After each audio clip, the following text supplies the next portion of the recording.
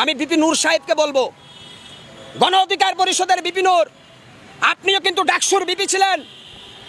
তারেক জিয়া আর আপনি এক জিনিস না। বিপি নূর সাহেব, ডাক্তার শফিকুর রহমানের আপনি এক জিনিস না। মির্জা ফখরুল আর আপনি এক জিনিস না। অতএব কথা বলতে হিসাব করে বলবেন। আপনারা যে দল, সারা দেশ মিলিয়ে 3 সিটও পাবেন না।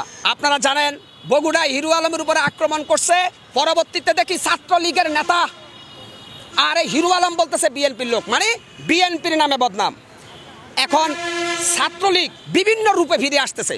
গোটা বাংলাদেশে যত অপকর্ম এখন হচ্ছে সবগুলোর সাথে আওয়ামী প্যাসিস্টের দোসররা জড়িত, ছাত্রলীগ জড়িত। কিন্তু বিএনপির নীতি নির্ধারক, আপনাদেরকে সতর্ক এবং সাবধান থাকতে হবে। হাইব্রিড দলে ঢুকাবেন না, রিফিউজি দলে ঢুকাবেন না। বিএনপি ছাত্রদল, যুবদল যারা করবে, জিয়া আদর্শের চেতনায় উজ্জীবিত হয়ে তারা রাজনীতি করুক, বাধা নাই, জনগণ ভালোবাসবে। তবে বিএনপির সামনে সুবর্ণ সুযোগ, জনসম্পর্ক তৈরি করুন। জনগণ যেন আপনাদেরকে স্বতঃস্ফূর্তভাবে বিজয় করে একটি সরকার গঠন করতে পারে। কিন্তু আজকে বিএনপির নামে সাদাবাজি, বিএনপির নামে টেন্ডারবাজি, বিএনপির নামে মানুষ হত্যা, এটা যেভাবে বিএনপি সমর্থন করে না, ঠিক তেমনিভাবে এদেশের কোনো সচেতন নাগরিকও সমর্থন করে না। আমি হিরু আলমের বিষয়টা বলি। হিরু আলম একটা বাক প্রতিবন্ধী। আপনারা জানেন হিরু আলম এক এক সময় এক এক ধরনের কথা বলে। যেহেতু হিরু আলমকে আমি একবার বলছিলাম, রাজনীতিতে হিরু আলম আমার কাছে 21 দিনের পিটার খাওয়া বাচ্চা।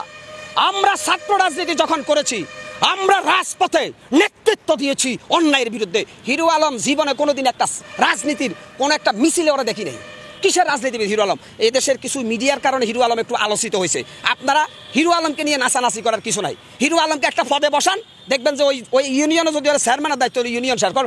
কারণ হিরু আলমের কাজ হচ্ছে নাটক করা, শুটিং করা, ঝুকারগিরি করা, ওই যে শর্ট ফিল্মে, সেটা হারুন ক্যাসিঞ্জারের মতো। রাজনীতি আর ওই যে আপনার ঝুকারগিরি এটা এক জিনিস না। রাজনীতি করতে গেলে আপনাকে বহু পলিটিশিয়ান জ্ঞান লাগবে। হিরু আলমের কাছে কি পলিটিশিয়ান জ্ঞান আছে? সে এখন গান বলতেছে জাতীয় সঙ্গীতের বিরুদ্ধে, ওই যে গান, ওর গানটা বলতেছে যে কি গান বলতেছে। তো যাই হোক, আমি সেখানে না গিয়ে শুধু সর্বশেষ আপনাদের বলবো, বিএনপির সর্বোচ্চ নেতৃবৃন্দের কাছে বলবো, শেখ হাসিনা 15 বছর গোটা বাংলাদেশকে তার হাতের তালুতে রাখছে সোজা বানায়া। সেই হাসিনার পতন হয়ে গেছে শুধুমাত্র এক গোয়ামির কারণে। আর আপনারা যারা বিএনপি এখনো ক্ষমতায় আসেন নাই, আসবেন কিনা সেটাও জানেন না, জনগণ আপনাদের ভোট দিবে কিনা সেটাও জানেন না। তবে ভোটের মাঠে যদি আমরা জরিপ করি, আমি মনে করি বাংলাদেশ ইসলামিক দলগুলো আপনাদের চাইতে এখন অনেক এগিয়ে। বিএনপির থেকে বর্তমান রাজনীতির জরিপে দেখি যে ইসলামিক দলগুলো অনেক এগিয়ে। তবে সময় কথা বলবে।